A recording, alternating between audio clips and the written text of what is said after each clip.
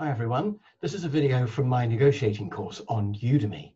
If you like it, if you find it useful, then please do consider two things.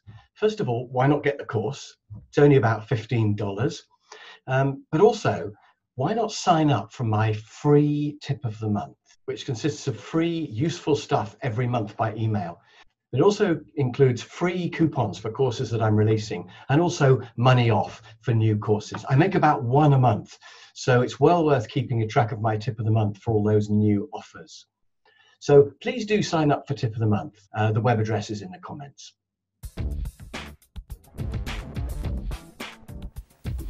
Now, the final thing to prepare is to think about the other person's weaknesses. And the reason we do this is to make ourselves feel stronger. I've already mentioned having some strength from your ability to walk away.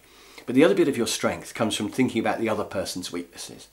What we tend to do, we tend to dwell hugely on our own weaknesses. So when you're buying a house, you think, oh, at last I found my dream house. I've got to have this one. I've looked at loads, I can't find any others that I like.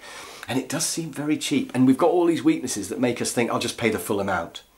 But what you must do is you must focus on the other person's weaknesses and think, I bet they're desperate to sell this house. I bet it's been on the market for ages, they've had nobody looking at it, maybe they can't afford the mortgage, they're desperate to sell it, maybe they've got somewhere else to move to and they just want to get shot of this one, maybe there are things wrong with it. So what you do is you speculate on what weaknesses the other person might have. When you're buying your dream holiday, you think to yourself, I bet they're making a huge profit on this holiday. They're probably laughing at me at the price of this holiday. They probably haven't sold anything for a week. They're desperate to make a sale. They're probably selling all the holidays except for this one, and it's got lots of empty places. And then you start to feel stronger. So the big thing is to think about their weaknesses. I'll give you a quick example of this.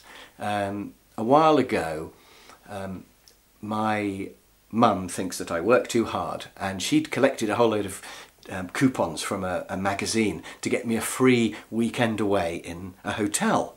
Now, I travel around doing training courses the whole time, staying in hotels. The last thing I want is to stay in another hotel. But anyway, she said, I'll look after the kids, the dog, you and Sally can have a lovely weekend away in this luxurious hotel in Oxford.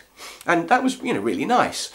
So that was all great. And when we got to the Friday before the weekend, a letter came from the hotel saying, we're really sorry, there's been a bit of a problem, and you're in a better room than you would have been in, but unfortunately you have to pay an extra £30.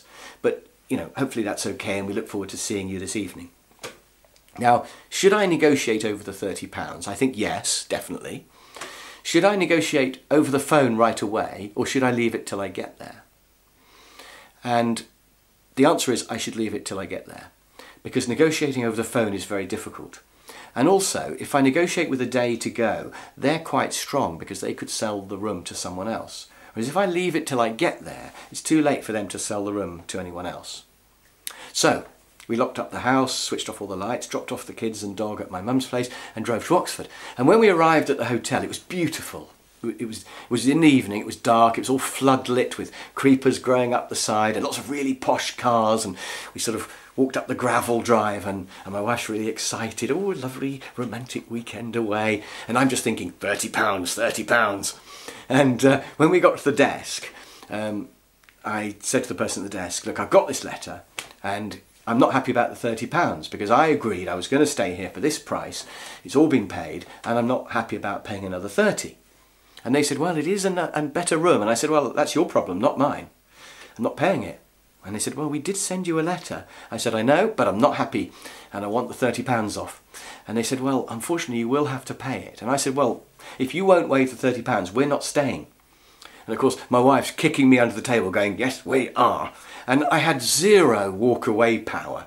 There was no way that we could walk away over 30 quid. There was no way we could drive all the way back home to our empty, cold, dark house and not have our luxurious weekend away. So I had no walk-away power at all. But what I was thinking was, they have weaknesses too. They want me to stay. If I walk away, they're going to lose hundreds of pounds from my 2 nights in their hotel. So they can't afford to let me walk away. And I've got to focus on their weaknesses, not mine, not the fact that I can't really walk away. So I said, right, I want to see the manager. And the woman said, I am the manager. I hate it when that happens. So I said to her, well, look, surely you can make a decision and waive the £30 because I'm really not happy. And at this point, I was ready to crumble. I was ready to just go, oh, all right, I'll pay it. Because I knew I'd have to. It was one of those ones where I'm just trying it on. I'll crumble if I have to. But I thought I'll just try it one more time. So I said to her, look, I'm really not happy with this £30. And she went, oh, all right then, we'll waive for 30. So I did get my 30 quid off. And it was because I focused on their weaknesses. Because if I walk away, they lose all of that money they would have had from me.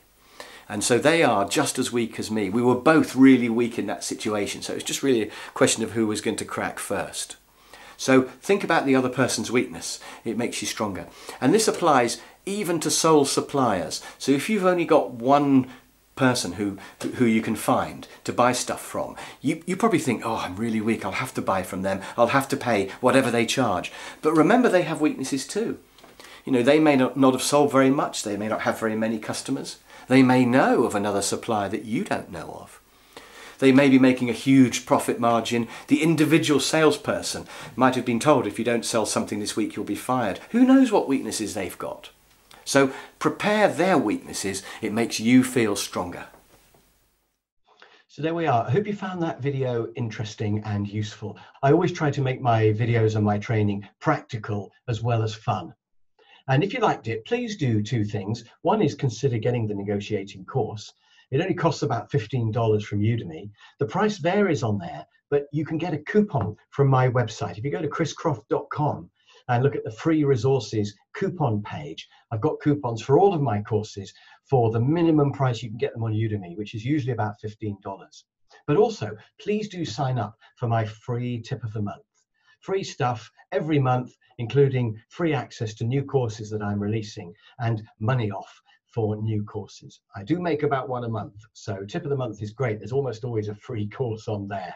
So please do sign up for that, and I hope to see you again soon. Bye for now.